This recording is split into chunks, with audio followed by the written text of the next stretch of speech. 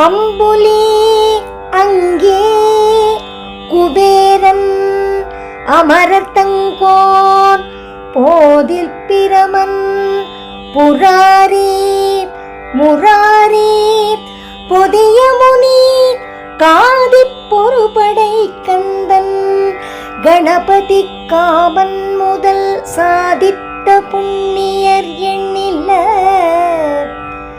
போற்றுவர் தையலையே. பட்டரின் இந்த 97வது பாடலை பாராயணம் செய்து துதித்தால் தெய்வ அருள் கிடைக்கும், புகழும் தர்மமும் வளரும், துதித்து நல்வழி நடப்போம். அருள்வாமி அபிராமி உமையே.